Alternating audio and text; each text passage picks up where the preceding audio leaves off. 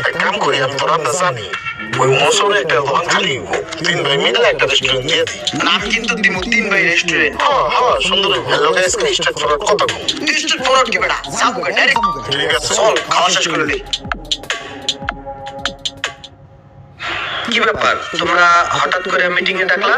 জরুরি কিছু বলবা? ওই ম্যান, তুই ক। এই সব তুই কর ভাই। ওই যে ফেসবুকের মার্কেট প্লেস একটা পোস্ট দেখলাম, selling iPhone 14 pro max, posted by Mamun Khandakar.